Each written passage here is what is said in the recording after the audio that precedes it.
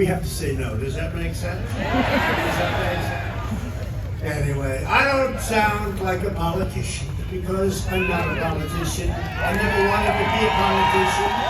I became a politician for one very specific reason, because we're doing a job in the history of our country. In the first 3.5 years, nobody has done what we and this administration has been able to do. With regulations, with taxes, with rebuilding our military, with strengthening our borders. By the way, our border, the strongest it's ever been. 10 miles a week, the wall is almost finished. They don't want to talk about the wall. Remember, that's all they talked about was the wall. The wall's never going to get built. It's never going to get built. Then I got it built. It's almost completed. They don't want to talk about it. And Mexico is paying for the wall. Remember that. I don't always play by the rules of Washington and the Washington establishment. It's because I was elected to fight for you, and I fight harder than any president has ever.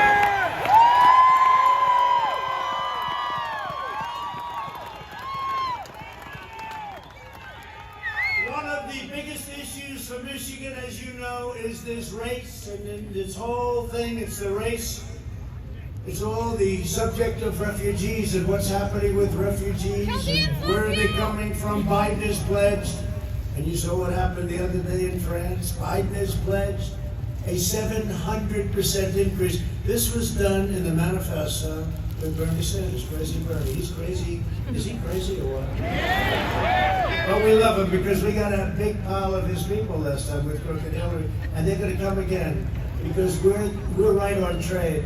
One thing Bernie Sanders understood, our country was being ripped off on trade by our allies and our foes, okay, by everybody. And he got it. He couldn't do anything about it. But his people came over, large percentages of people. People find that hard to believe, but they understood trade.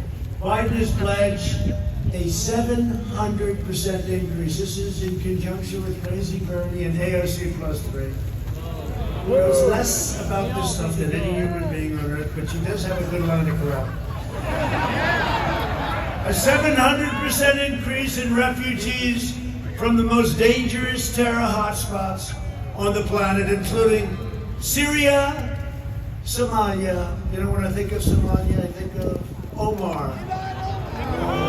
Ilhan Omar, who truly does not like our country. You know, we are going to win Minnesota because of Omar. Because of Omar. She likes telling us what we should do, how we should run our country. Isn't that right? Omar, now we're going to win. She hates our country. And we're going to win also because the National Guard went in. Should have been called a lot sooner. But the National Guard went into Minneapolis, and it was a beautiful sight.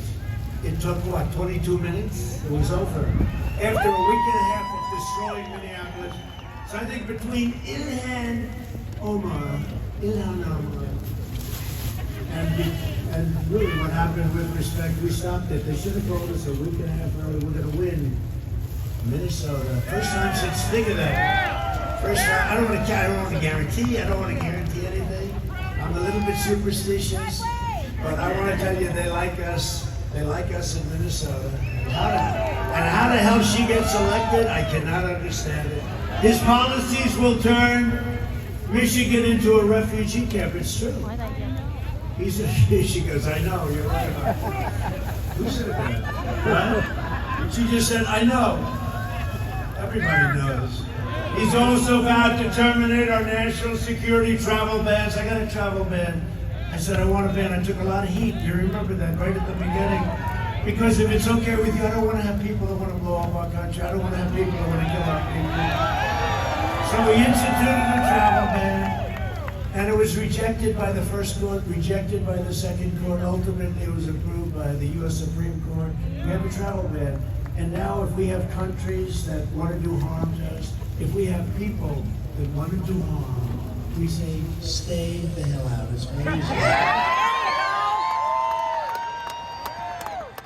not going to open the floodgates to radical Islamic terrorism. We're not doing that. I've ended the influx of refugees. refugees from terrorist regions, you know that, and I'm keeping the jihadists and the violent extremists the hell out of our country. Maybe Michigan, let's think about it. Would anybody like them to come to the wonderful state of Michigan? I thought I knew you pretty well. No, it's not easy doing this stuff, and it's very unpopular. That people go after you, but you have to do it. You have to do ultimately. I do what's right. People understand. Together, we will continue to protect American families, fight for American workers, support our police, defend our Second Amendment.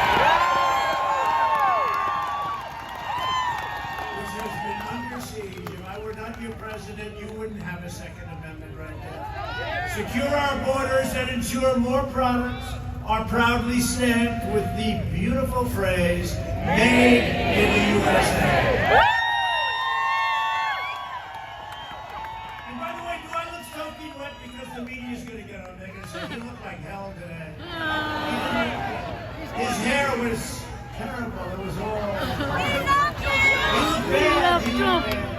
He looked like he was sweating. Does he have a fever?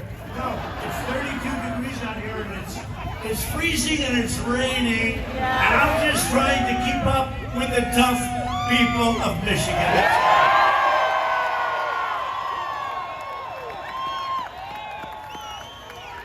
See, I was going to ask you permission to put the hat on.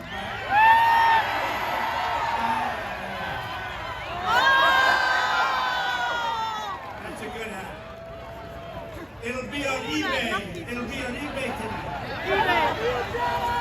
We will deliver record prosperity, epic job growth, and a safe vaccine that eradicates the virus and quickly ends the pandemic. And we've done things that nobody believed we could do. And the vaccines are coming right around the corner. And if I were taking 2, 3, 4 years before you had this stuff, it's happening now. The greatest companies in the world doing it. Normal life will fully resume, and that's what we want, right? We want normal life. Normal life. Take us back. Take us back. 7 months ago, we want normal life. We had the greatest economy in the history of our country. That's what we want, normal life. Just think of it. That's all we want.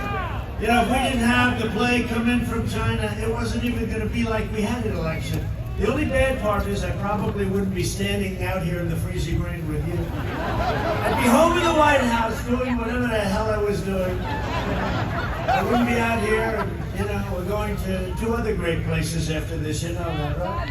This is stop number 1. I'll get off the plane. At least you were the first stop, because I'll get off the plane and they'll say, he looks like hell. What happened? What happened to our president? Look at these people. What happened to our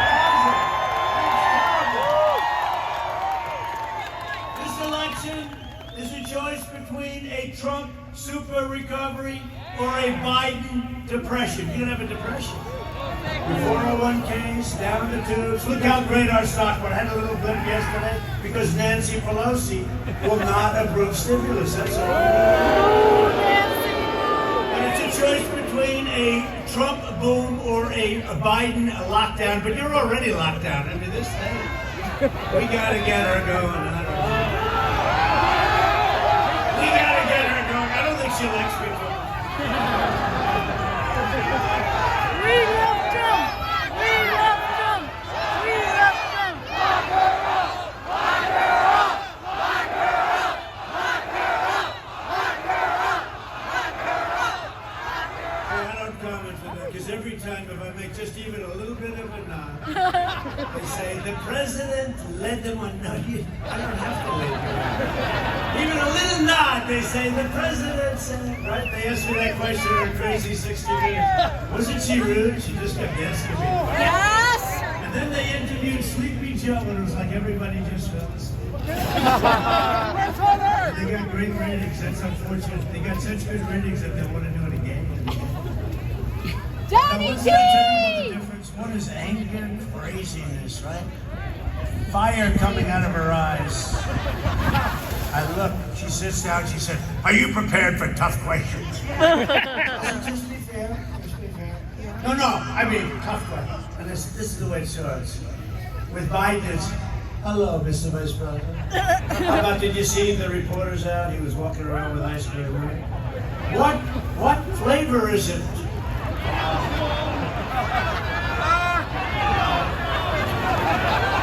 I don't know. He knew. He said he had vanilla. And I said, I don't get, see those killers back there? I don't get soft questions like that. But you know, I was being interviewed by somebody. I had a group of terrible, terrible people. Sometimes I'll do an interview just to see if it's so bad, because I can do very good. I can answer the questions. I take all the smiling, all the fun. I just boom, boom, boom. Nobody can do that. Boom, boom. Give them a perfect interview. And then I realized it's hopeless with these people. They're just hopeless. And I looked at them, and we're in the Oval Office. I said, you know, you're very unfair. You're very dishonest. You're corrupt people. But you know what? We're in the Oval Office. I'm here, and you're not.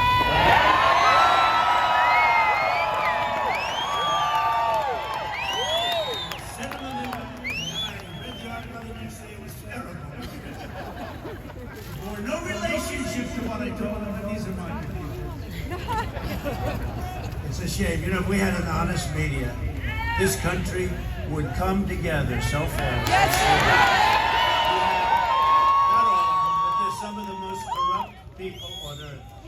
They are so, and you see it. You see it with the Biden corruption. They don't even want it. They won't cover it. They won't talk about it. And that includes big tech. Section 230. Section 230. Does anybody know about Section 230? It's a choice between our plan to kill the virus or Biden's plan to kill the American dream. That's what he wants to do. He wants to lock you all up. Let's stay locked up. And you know, so I caught it. But I said, hey, I mean, I was given options. I could have stayed in the basement of the White House for a year and a half, but I'm your president. I can't do that. I can't do that. I can't stay in the basement of the White House. I can't stay in a beautiful bedroom upstairs for a year and a half. I'm your president. And I'd go to meetings, and there'd be a lot of people at those meetings. And I'd say, this perhaps is dangerous. I don't know, this perhaps.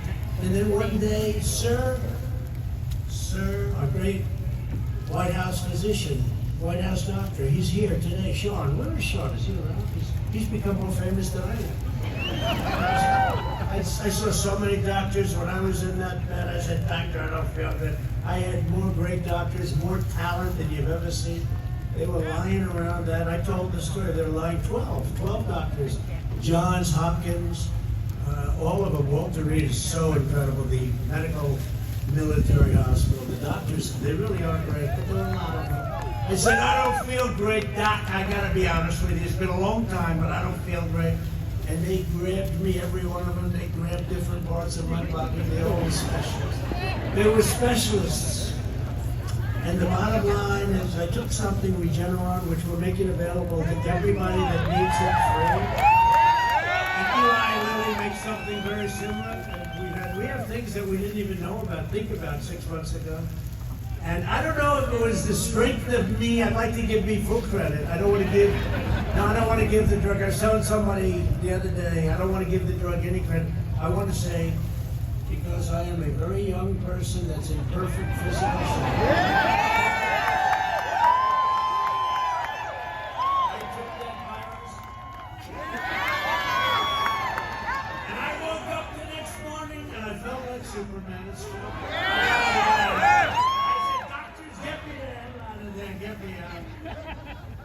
No, great doctors, but we know things that we didn't know. We had no idea about much of the stuff. And you see mortality rate, you see what that is now, and people go in, you get better. They say you have immunity, that you can go in. I could jump, see this crowd right here? I could jump right in. I could give every woman and every man, not even just the men. I could give every woman and every man right here a kiss, and I wouldn't catch it. I have immunity. And until I came along, you know, you used to hear you have immunity for life, right? As soon as I had it, it got better. They were not too happy about that. And they said, the speed, this guy got better. But you know what? As soon as I had it, it got better. I said I had immunity. It was supposed to be for life. When it was me, they said it's only good for 4 months. Anybody else is for life. With Trump, they said it's 4 months. So they brought it down now, immunity from life to 4 months. And you know now with them, can't watch anything else. Turn on. COVID, COVID, COVID, COVID, COVID, COVID, COVID, COVID, COVID, COVID. Well, we have a spike in cases. You ever notice they don't use the word death, they use the word cases. Cases. Like Barron Trump is a case. He has sniffles. He was sniffling. One Kleenex, that's only one.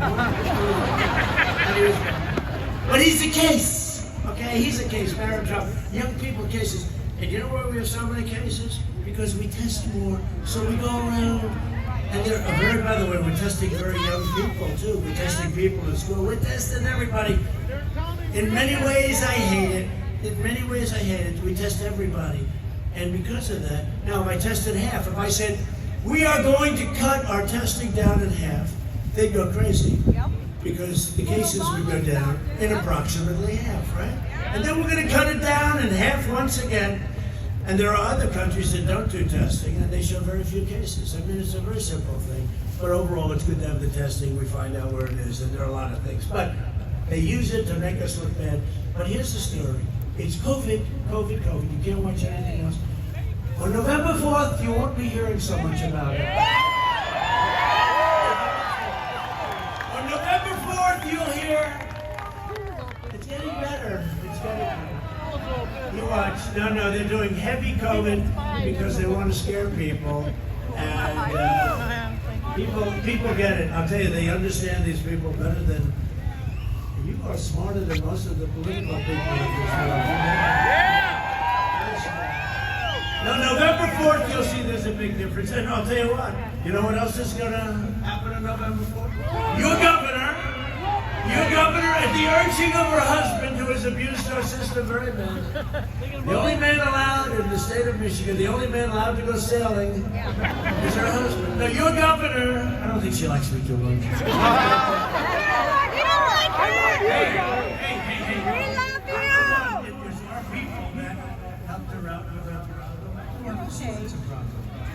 People are entitled to say maybe it was a problem. It was our people, my people, our people that helped her out.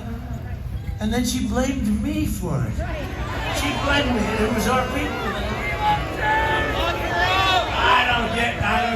How did you put her there? How's John James doing? Good?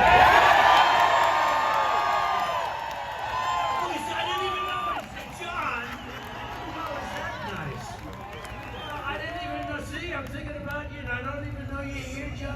I picked him out of a group of people. They all had loaded up with money. John had money. He's successful. Where he was really successful is in the military. He could pilot a helicopter better than anybody I hear. And I said, who the hell is that guy? It's true. I saw John. This is that's in honor of John. USA! USA! USA! USA! USA! USA!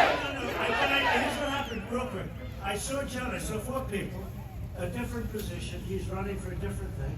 He did great, by the way, but I saw 4 rich guys, and I saw John. And I said, go back. The world's greatest invention, right? Not television, TiVo. Because without TiVo, television is useless.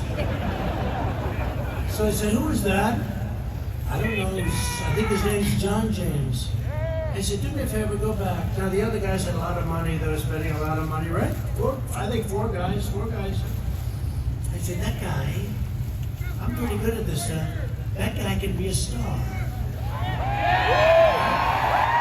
I called him, I spoke to him, I endorsed him. The 4 rich guys will never talk to me again, but that's okay. They were gonzo. That was the end of them. And he ran a phenomenal race. And now I'm hearing, John, that you're actually leading. He's running against the guy.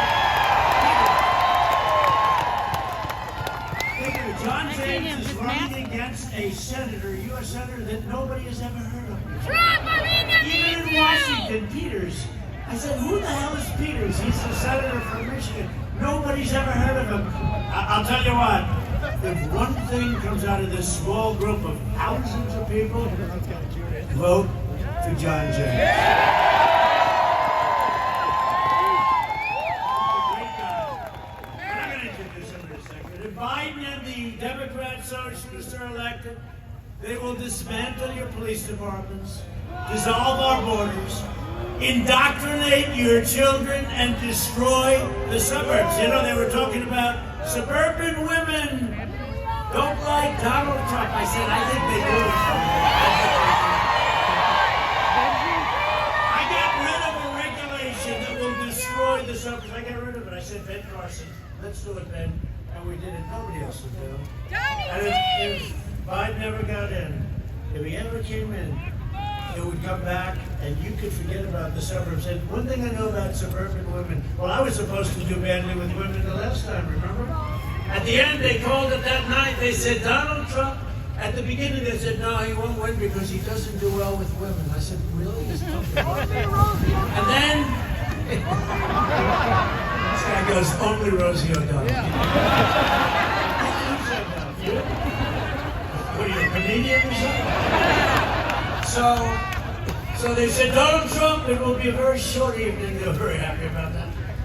And then we started winning. We won Florida, we won Georgia, we won South Carolina, North Carolina. We ran the whole thing. Then we won Michigan, right?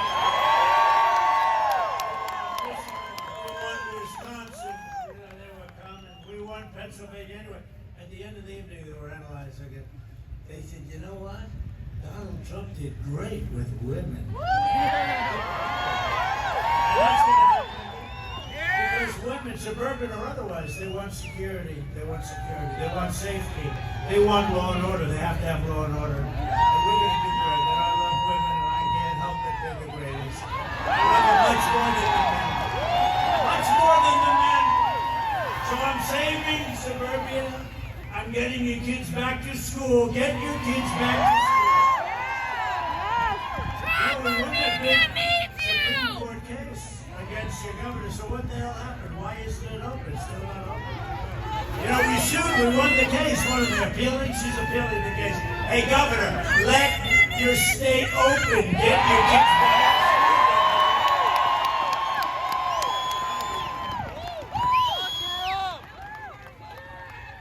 And you know what else? I'm also getting your husband. They want to get back to work, right? Yeah. Getting your husbands back to work. And the cure can never be worse than the problem itself. And let me tell you, when she keeps everybody locked up like a prison, your drugs and alcohol and abuse and suicide and so many things, so many bad things are happening. She's got to get it back. And this goes for Pennsylvania. You have a Democrat, all Democrats. You have a Democrat governor. It goes for North Carolina. We're doing great in both. We're winning both of those states. You have a governor in each one, and you have a couple of others. Look at what's going on in New York with Cuomo. It's horrible. It's like a ghost town. Stupid bastard! And the crime is way up. And California has to open up. California has to open up.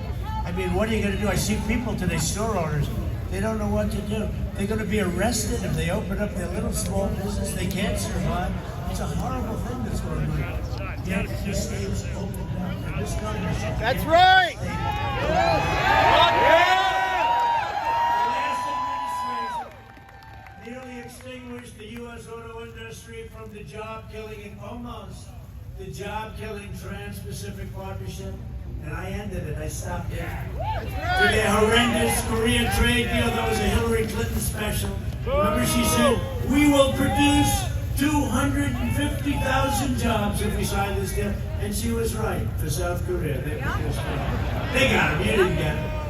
To the outrageous fuel economy standards where they're making it impossible to build a car in this country. It's outrageous. We sued California.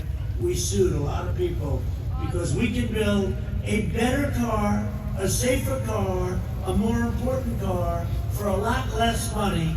Think of that. Better looking, safer, a little heavier, for a little bit more fuel, a little bit more. You're talking about a glass, a little bit more fuel. And that will take 10 and 15 and 20-year-old versions off. You know, the gas guzzlers out of the overall, environmentally, it'll be so good. We're suing California. Think of it, a better car, a safer car, and you'll save $3,500 a car. And we actually have a lawsuit on this. We're going to build better, cheaper, safer, and we actually have a lawsuit. I mean, it's not even believable. Over a little glass of, because the difference between an engine that works and doesn't work is a half a glass of fuel. And we have plenty, as we've proven, you know, we're the number one in the world. We have plenty of gasoline. We have plenty of gasoline. And it would be great for your car business. And frankly, your car business, they ought to get in gear because they're so afraid of the environmentalists. You know, they're so afraid. Oh, I don't know. I mean, they're willing to spend thousands more to build a car. I say, fellas, are you sure? There are a couple of them that are very smart that like what I say. I'll tell you who the smart ones are someday. I reversed each and every one of those Obama-Biden disasters. And now Biden wants to reinstate all of them. Everything that we've knocked out in terms of regulations, it would take 20 years to build a highway. We have it down to 2 years. To get the approvals would take 20 years, even longer. We have it down to 2. I want to get it down to 1, and it may get rejected for environmental or safety reasons. I want to get it down to 1. But you have to see what we've done is a miracle. And that's one of the reasons it's been so successful. I also ended the NAFTA nightmare and replaced it with the brand new USMCA. And the USMCA is expected to create tens of thousands of auto jobs that include powerful production to keep your auto lines going. You wouldn't see what happens. It's just kicking right now. And one of the biggest beneficiaries will be a state named Michigan.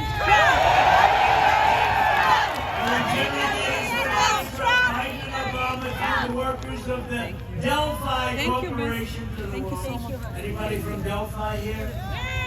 There's somebody, if you're here, you're gonna like Trump because we're working on getting them. We love Trump!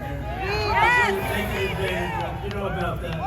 I signed an order to restore the pensions and health care benefits promised to workers in Wisconsin, Ohio, and Michigan. So we were treated very badly.